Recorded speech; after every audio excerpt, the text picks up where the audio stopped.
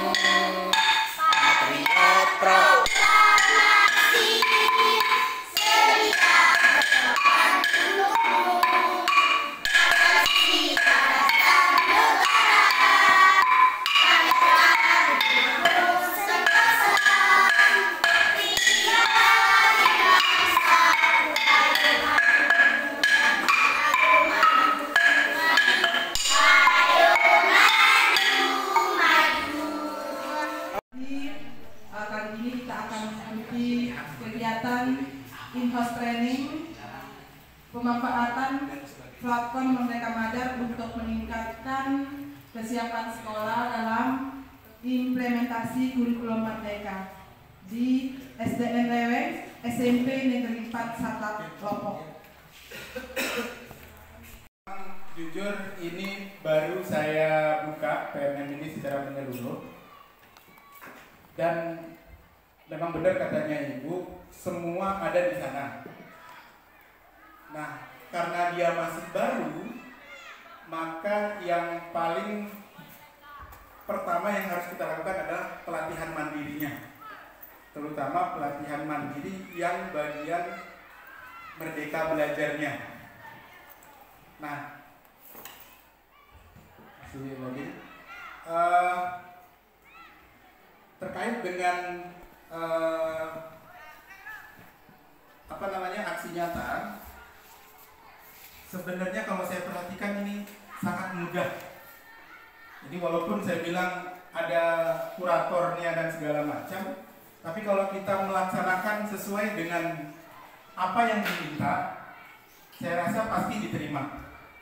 Nah, apa yang diminta, Bapak Ibu, di setiap pelatihan itu sangat banyak. Ada hampir 20-an kalau saya tidak salah hitung. Jadi semua pelatihan ini akan bernilai 30.000 maksimal 50.000 sampai dengan kuotanya masih ada. Mungkin gitu ya. Karena kita lihat kondisi keuangan sekolah kita juga. Cuma untuk tahap-tahap awal ini untuk sebagai pendorong, mudah-mudahan Bapak Ibu semangat mengerjakan aksi nyata ini karena mudah. Nah, mudah seperti apa? Nah, jadi di sini ada kurikulum Merdeka, Merdeka Belajar, perencanaan. Nah, mungkin yang SMA, SMK ini mungkin tidak kita kerjakan, yang SLB hanya sedikit yang tidak berhubungan dengan yang saya minta kepada kita semua.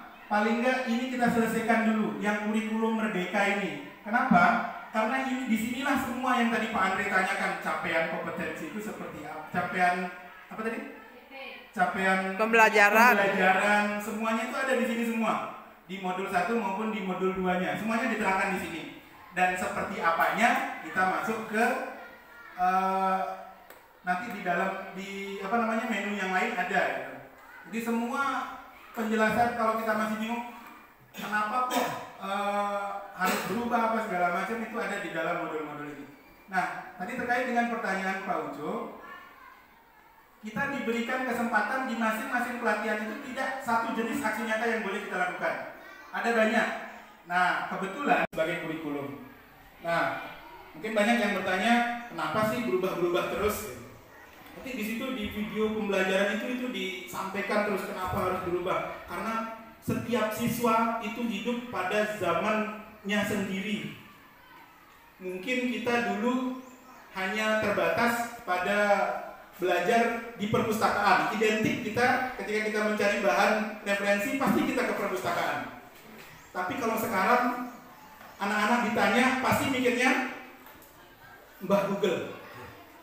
Jadi perpustakaan itu sekarang mulai berkurang dia. Itu agar relevan dengan perkembangan zamannya. Kemudian agar dapat menyiapkan generasi bangsa yang visioner. Karena tantangan kedepannya juga pasti akan lebih berat dibandingkan dengan tantangan ketika kita hidup waktu kita masih sekolah dulu. Kemudian agar dapat memenuhi kebutuhan siswa belajar dan membantu peserta didik untuk menghadapi dunia yang penuh dengan tantangan.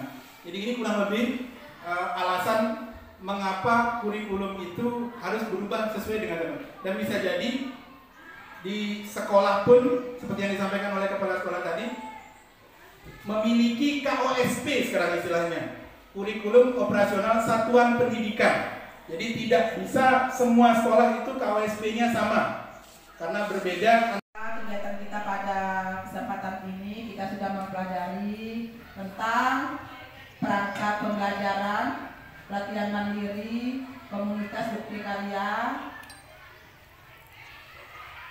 video inspirasi. Semoga kita dapat mengimplementasi kurikulum Merdeka dan siap dengan kurikulum Merdeka dengan memanfaatkan fitur-fitur yang ada di dalam platform Merdeka Mengajar. Dan Bapak Ibu, perlu kita ketahui bersama bahwa kegiatan ini akan terus berlangsung secara berkesinambungan di dalam komunitas belajar. Assalamualaikum warahmatullahi wabarakatuh.